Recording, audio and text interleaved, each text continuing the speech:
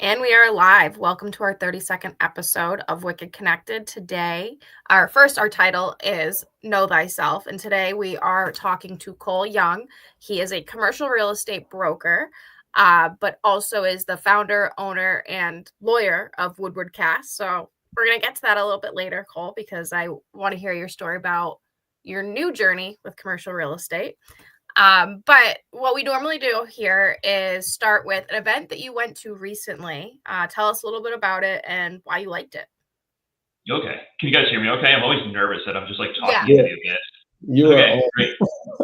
I love it. Well, thanks for having me. So I was thinking about this. This actually wasn't recent. It was a little while ago, but it was a legal networking event where you had the choice of either going golfing or going to the spa. And it was really kind of old school where like it was obviously very tailored to one gender or the other. And I'm not going to pretend to be some sort of social warrior, but I'm really terrible at golf. And so I opted to go to the spa day, and it was wonderful. And I met some amazing attorneys and colleagues and professionals that day because I opted not to pretend like I knew how to play golf, and went to the spa to get pampered. And that was a great kind of bizarre networking event that I went to that stuck with me. So at the spa, were you like sitting in the steam room with other people you were networking with? Because that's what I think about. Yeah. Oh, it's like, imagine what a great icebreaker. The towel wrapped on my head, and I think I had a pedicure for the first and last time in my life. Yeah. Were your feet ticklish? Yeah, it was horrible. I hated every second of it. But I thought it was very classic. Like, I'm told you need to go golfing to network, and I was like, I don't want to do this. This is really terrible. I would like a massage instead. So, but you're right, That's Amelia. You're hanging out in the steam room with other people. Go ahead, Jeff. No, I was just going to say, I have to tell you, Cole, that I was once at an event for a company that I was working for, and there were three choices. It was spa day, golfing, or a very long hike in the desert. And I opted for the hike in the desert. Yeah. Why? No, it's great. I like it. Did you have to talk to anybody else? Was it just you? Well, no, it wasn't like Jeff's the only one who opted for that. Not like a spiritual. It wasn't like a spiritual, vision quest or something. No, it was just like a hike, and anyway, whatever. We all survived. One person did get dehydrated, but Yeah, you're hiking in the desert on a network. You couldn't pay me to do that, Jeff. You could not. Yeah. It was, you do become really good friends with people when you hike with them through the desert, I could imagine, though, I'd become really great friends with anyone I went to a spa with as well. That's probably true. I'm telling you, and if either of you want to, I know we're way off topic here. Either of you guys want to go to a spa for an afternoon, let me know. All right, we're on it. It's good to know. Well, we also we have had on the show a woman that does ice baths. So I don't know if that's And I did the ice bath the other day. I don't think I told you that, Jeff. How did it go? Incredible. Shameless plug for Ice Bath Boston here, but I am such a big baby about the cold, and I made it to like 40 something seconds or something. Yeah. Well, so Cole, since we have gone off into spiritual vision quests in the desert or whatever, can you tell us a little bit about your work and what you do? Yeah, so Amelia mentioned a little bit about it, but I'm actually a commercial real estate attorney, also broker, and I've spent the last, I guess, it's funny, I've been saying the last 10 years. I mean, I keep thinking my career's only been 10 years, and I've been saying that for probably the last now almost 18. Yeah, exactly. I've spent most of that first as a litigator, so in and out of court on an almost daily basis, to then pivoting to more transactional, which is what we do now. So 4 years ago, with a few friends, started this firm called Woodward Cass, and it's a Boston-based boutique commercial construction real estate law firm. And I'm a civil engineer by education. You don't want me building anything. I'm still working on a garden in my backyard that I've been working on for a few years. You can ask my wife; it's not exactly level. But as a result of that, I like to always kind of move toward construction and real estate. it's interesting. We have this ongoing conversation with folks. So you started out as an engineer, though. It sounds like that was your what you studied. Is that not really? All right, can I level with you, Jeff? Yeah, please. All right. I always wanted to be a lawyer. I just happen to be really good at math. Oh, So yeah, I know. I wish this had a better tale. My dad's an engineer, and so he sort of talked me into it. So the reality is, I was really good at Legos. I was really good at math, and I always wanted to be a lawyer. So I've spun this in a few different ways, and onto networking. Like we're doing, I've spun it in different ways, but it really kind of happened out of order, Jeff. Well, so I mean, just so you know, like why I'm interested is like, my undergraduate degree is in chemistry and physics, and I became a marketer. So whatever. There you go. I mean, there's value to it, right? No, but I was going to say is like, we've had folks on. Actually, we had somebody on a couple weeks ago who has a science background, and so we're just always interested in there's that stereotype that like scientists don't really love networking, and so just wondering, like, are you more of like a lawyer when it comes to networking, or more of an engineer when it comes to networking? That's a good question. I don't know if I'm either one. But you're totally right. So when I can certainly, and especially in my profession, a lot of lawyers with science backgrounds are patent attorneys, and I'm going to knock them for a second. But it's when you're at a networking event, you can find them from a mile away. They typically gravitate toward each other. They have a certain speak, and then you have your kind of traditional lawyers, I guess, like me, who are a little goofier, a little less sciencey, and then you have your science people kind of floating around, right? I don't know where I fall into that, other than when I and Amelia, you and I have talked about this a few times, where I don't know if, Jeff's a great question. I don't know if I'm that technical person, that scientist, that lawyer. When I'm at an event, I honestly want to just connect with other people and find out what it is they do and what makes them tick. Amelia, I used my example earlier of horse riding, and oh yeah. Yeah, I mean, it's because like one of the kind of random things that you and I talk about, I know nothing about it. I have candidly not a ton of desire. All right, That's fair. But it's something that stuck out to me when you and I met. That it was one of those things that just in a room, and when we grab lunch afterward, it stuck with me. Yeah. I mean, I actually try not to bring up horses at networking events, because then we'll spend an hour talking about my horse, sharing pictures, telling them all about horses and the horse world. And all of a sudden, and we talk about this all the time, is networking, you want to get to know other people. So then I leave the conversation being like, damn, they know everything about me and I don't know anything about them.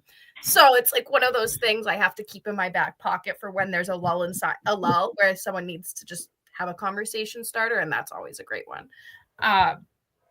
But you have one of those, Jeff?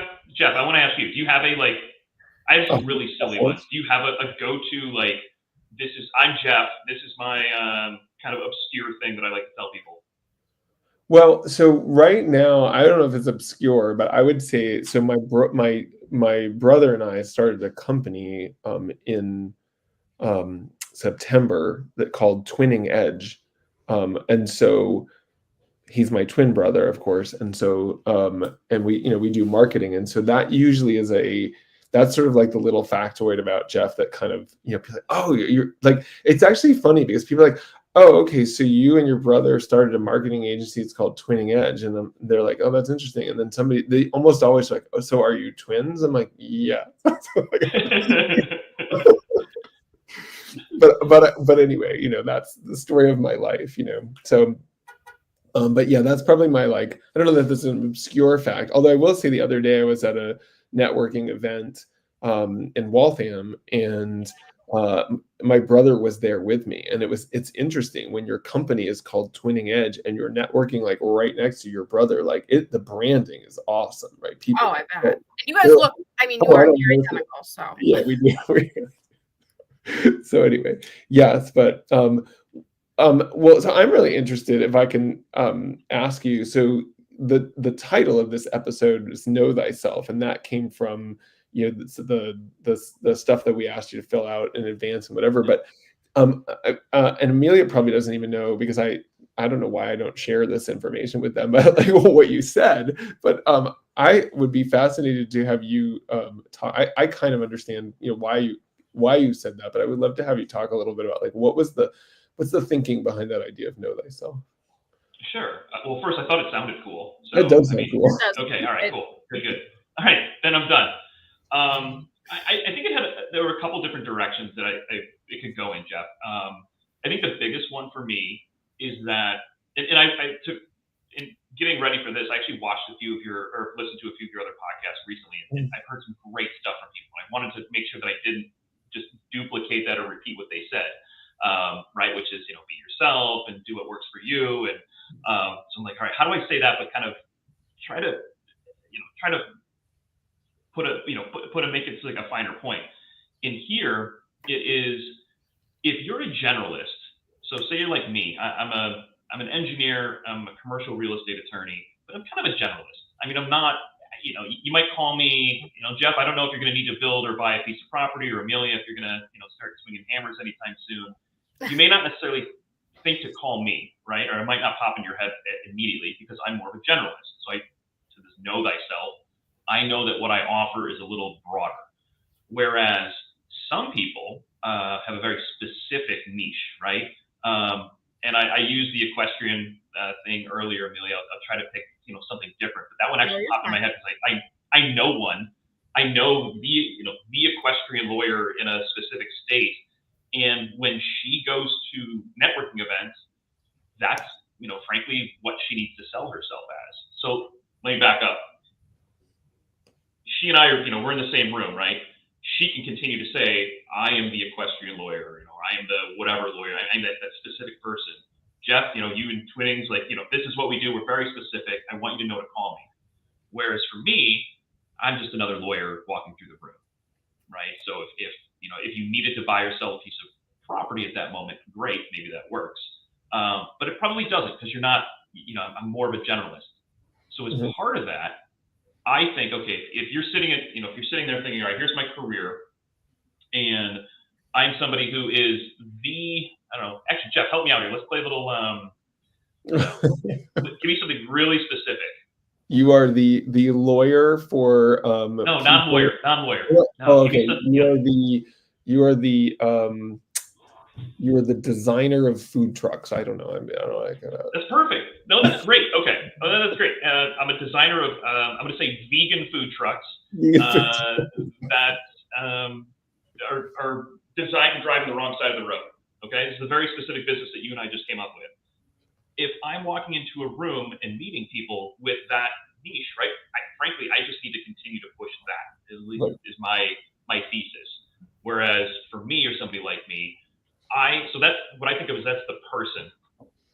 If you're not the specialist like that, you're more of a generalist like me, I think you need to be more of a connector. So I think of these as two different buckets. You're either the person or you're the connector. Does that make sense? Yeah, it totally does. And actually, my brother and I, my twin brother and I, were actually talking about this the other day. He was talking about how, this is his second business, and we're actually keep trying to niche down more, because one of the things that was really interesting is his last business was very successful because it was a very, very, very specific niche within biotech, within the drug discovery space, and specifically using machine learning for a very specific type of drug discovery, right? And so people, in some ways it's interesting, because I think the more niche down you are, I think this is what your point is, the more niche down you are, in some ways you just have to keep digging to find your people. But once you find your people, to your point, if you are the equestrian lawyer in the state of Connecticut or whatever it is, all the people that need an equestrian lawyer will find you, because you're the only one, Right. So yeah. Amelia, have we gone too nuts on the horses? I'm really sorry. Yeah. No, I love that. I'm refraining from just going on my own tangent about it. So that's okay. Follow-up question though, Amelia, are you jealous of Jeff and my sweet new business plan? Vegan food truck designers, Jeff? Honestly, that sounds delicious. I can't wait to be your first customer. Well, I have a friend who has a bakery and she sells vegan donuts. So like if you need vegan donuts for the vegan I mean, food, but it's kind of a great example, right? Like I'm not in the market for that all the time. Not kidding, right? But if I was, like that's now I know where I need to yeah, you go, know, right? right, if you need a vegan, Yeah. if you know somebody that needs vegan donuts, let me know. I know where to send you. Cool. So tell us a little bit about how we always like to ask people, how did you get started networking? Was that something you like for me, I didn't start like until way into my career because when you're a corporate marketing guy, you don't really have to network very much, right? Yeah. When did you get started? Why did you get started? Um, So it's a good question on when. I guess I don't know when because it depends on how you define it, right? Um, I worked at a law firm where a lawyer once logged. He went to a wedding for a full day and he logged that as 8 hours of networking, and I sort of mocked it at the time, and then I was like, but you know what? That's You never know. exactly. So the when is hard to say, but for me, at least professionally, it was when I frankly first got my law license, and I was working at a mid-sized firm in Detroit, and it was sort of just known that that's what you had to do. But I fell into what I assume most of the traps that the rest of us fall into is I thought it was quantity over quality, right? So my goal was to go to an event and really collect as many cards as I could. And I think to this day, I don't know if you two have this, but I have boxes of business cards. Sorry, go ahead, Amelia. Oh, I have like a pile. I just like looked over and I have a pile of them. Yeah, and like it's not good or bad. I'm not saying you should or shouldn't. Realize I just got done trashing, you having a bunch of them, but I want to throw them out. early on, okay, there you okay, good. That's same. Early on it was quantity over quality, and so I think Jeff, I was like, all right, I got to meet anybody and everybody, and so I think you asked when and how it was, or maybe why. It was just what you had to do as a young lawyer, and it was really just it was really kind of embarrassing when I look back. It was me going from like I would talk to you, Amelia, for you could almost see me clock it. I would talk to you for like 6.5 minutes, and then I'd leave and go talk to Jeff, and then there was nothing meaningful about it because I didn't know what I was doing. Yeah. And maybe I still don't, but I think I've learned a little bit from it. No, I think you do a great job networking. I mean, I've met you at a networking event, then we've met up at networking events, and podcast. Yeah, now you're on our podcast. But you're totally right. Take it away. I'm sorry. No, it's right about the quality over the quantity, and we talk about it all the time of the business card Pez dispenser where you go to an event and someone's just like, I don't want to talk crap about chambers, but this has always happened to me at any chamber event I've ever gone to. There's that one person who comes up to an event or to like a group of people talking, and they're like, it's like roulette of business cards, and then they're like, okay, bye, and you're like, I don't even know your name. Yeah. And it's happened to me multiple times at chamber events, and I don't know, and it's always like someone who's, I think, probably brand new to networking, and they're in a very transactional business, and they're just trying to get their name out there. I totally understand why people do that. It's always just the people who are there to build relationships. You're like, all right, I'm going to toss this out because I have to learn your name from your business card. I personally believe there's always value in meeting everyone. So I would probably reach out to them anyway, just to be like, hey, we didn't get a chance to talk, but I want to know more about what you do. But that might be kind of the end of that relationship, depending on how that next kind of one-on-one goes. But I know you have some war stories from networking because you've just been in the industry. Tell us something that you see at events. And I know I just talked about some of them, but what are your biggest do's and don'ts at events? This always makes me a little nervous. Yeah. Like, what do I do? I was going to say, I'm going to list off everything that the three of us do, right? Whatever Jeff does. There's the obvious to me. Okay, so I worked at Circuit City. Do you guys even know what Circuit City is? Was it bankrupt? Yeah. Amelia, it might have been bankrupt before you were born. I'm not that young. Relax. Okay. All right.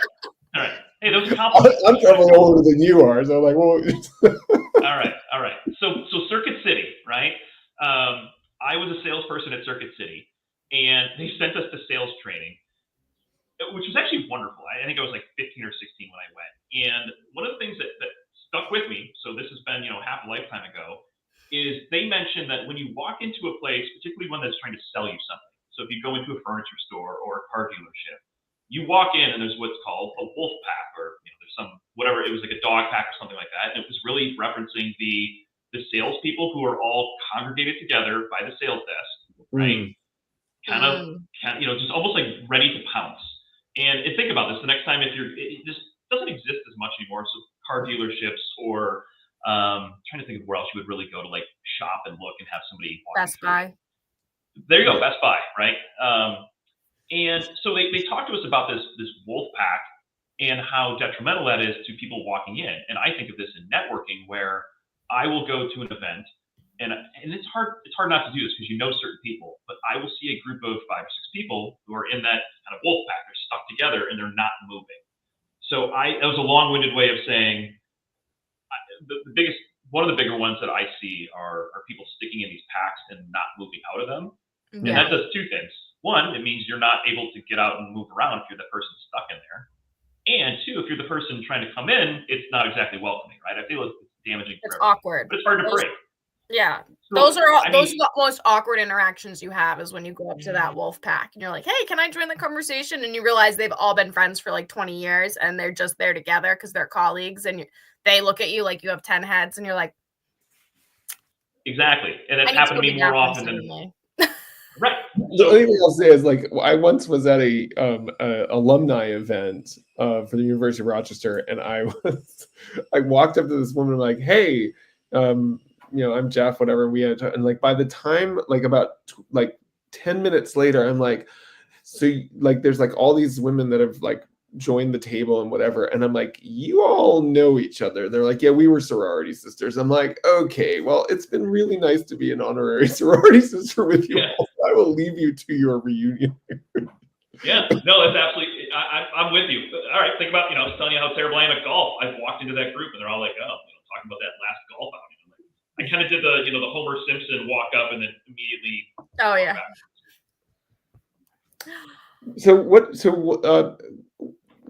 We often ask, what advice do you give to people who are new to networking besides don't be in the wolf pack?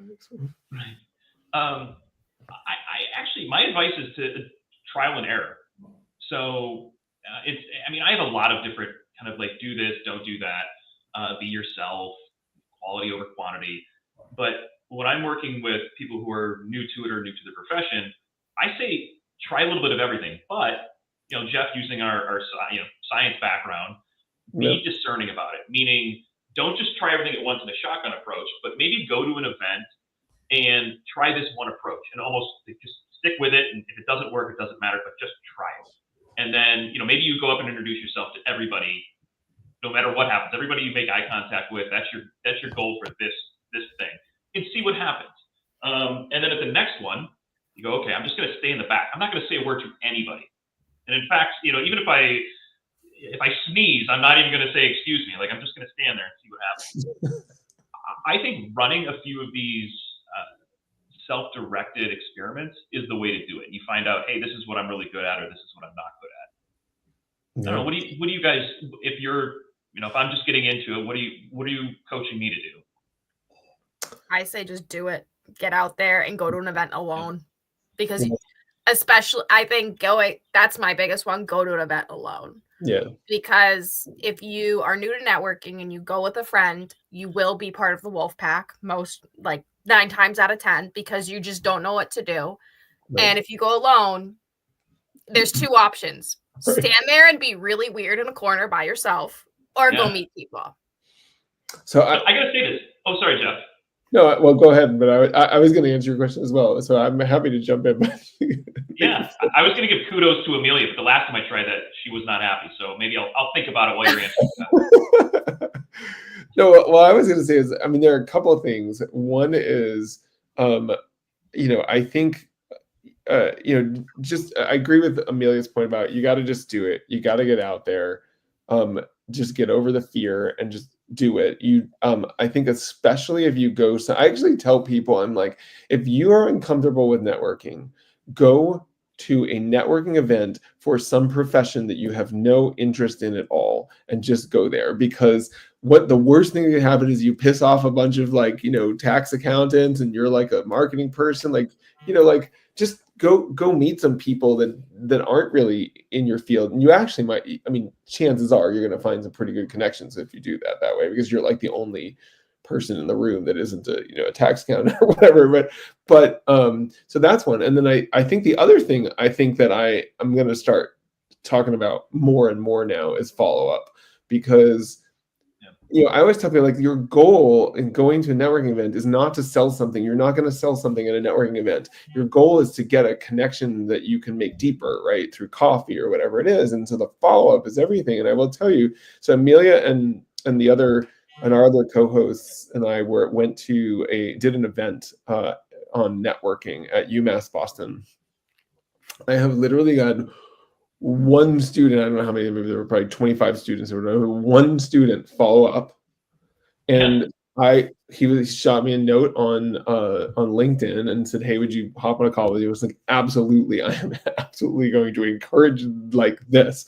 And I just made a connection for him that may or may not lead anywhere. But I just was like, the next person I was having lunch with, like the next day, I was like, "Hey, would you be willing to talk to this guy? He's a junior. He's looking for internships, blah, blah, blah, whatever." But I was like, I just want to like demonstrate to him, whether you have a job or not, I just want to demonstrate to him, like, when you do the networking, thing, this is what happens.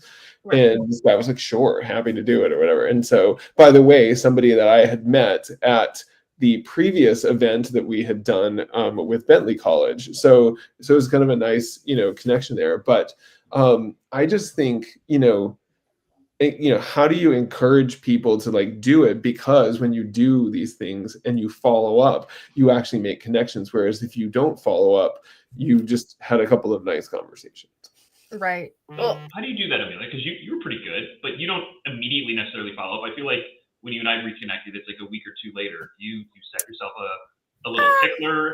How do you do that? It kind of depends on my calendar, to be honest. So there's days where I go out to an event, and the next day, I think we met on like a Wednesday or a Thursday, and Thursdays tend to be my busiest day. So when that happens, I might have an hour to follow up with people.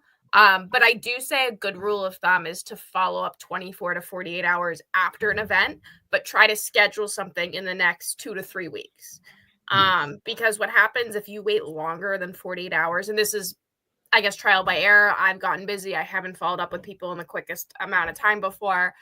And then you're not fresh in their head, and they're like, and I am guilty of it too. Like if someone reaches out to me like 3 weeks after I met them, it kind of depends on how busy I am if I get back to them. And if I don't get back to them right away, chances are I'm going to forget to do it because it's just not in my calendar. And that is a flaw of my own. But I generally say follow up within that 48 hours. And I always put the caption of the email like, "Hey, great meeting you at X event. Great meeting you last night. Would love to," and then kind of just say, "Hey, I loved our conversation and I'd like to get coffee or have a Zoom." And you kind of that part you have to feel out a little bit, because some people, not to be ageist here, but I say generally people of an older generation prefer to meet you for like coffee or lunch, whereas younger people, more of like the Gen Z millennial, they're like, just send me a Zoom. I don't want to meet you in person.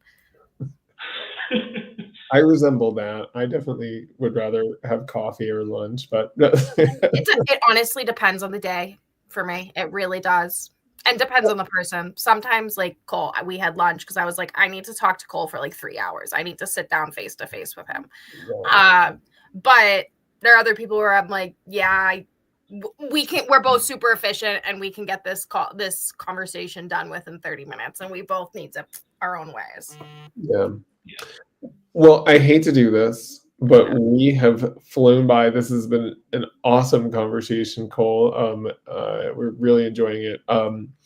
To wrap up, as we've told you, we like to just have everybody share one cool networking event you're going to be going to in the next week or so, or a couple of weeks, I guess I'll say. All right. So I feel like your guest is always going first. Yeah, we always let the guest go first. So good luck. No.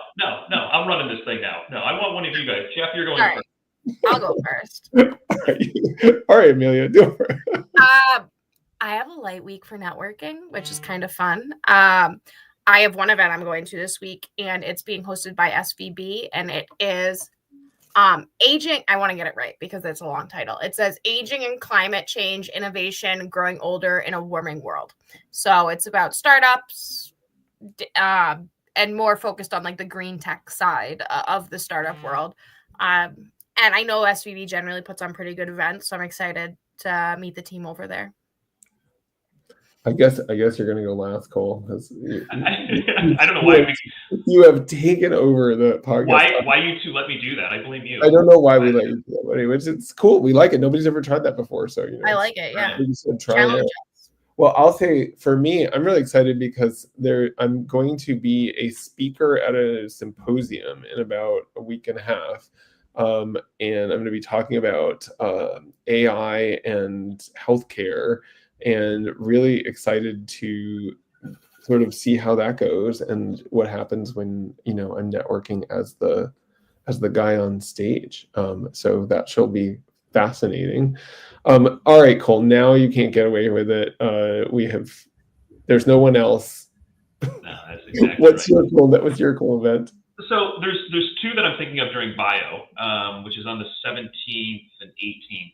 We were just talking about that earlier, right? Of all the stuff that's coming up. One is some really good friends of mine called US Lab Partners are hosting at SciShield. Yeah, Demet and Kiri, I know them. Yeah, they're doing it right. They are wonderful people, and what I'm really excited about this group is they did the right thing. So our firm is a sponsor. But they like actively made it very approachable, right? So sometimes you have these like silly, you want to be a bronze or a silver, and you've got to mortgage your house to be a sponsor. I think Demet and Kiri did a really nice job saying, hey, we want a lot of people to be actively involved. And so they're having their event on the 17th downtown in Government Center. And then that night, there's also a billion other things, the three of us are talking about. But the other one I'm excited about is Cushman Wakefield, commercial real estate brokerage, is doing an event at the Marina Overlook in the Seaport. I don't know if either of you have been, but there's kind of an iconic picture of Boston from the Seaport where all the boats come in. And then there's now this like kind of 2-level coffee shop, and they're going to host an event on top of that. I'm really excited, frankly, just for the background. That's awesome. Well, thank you. The last thing we need to do before we sign off then is, Cole, if people want to reach out to you, what's the best place to connect with you, reach out to you, find you? Yeah, so our firm is Woodward Cass. So our website is woodwardcass.com. You can reach me at cole@woodwardcass.com. You can clearly see I'm not clever. And I'm just going to keep saying Woodward Cass. More important.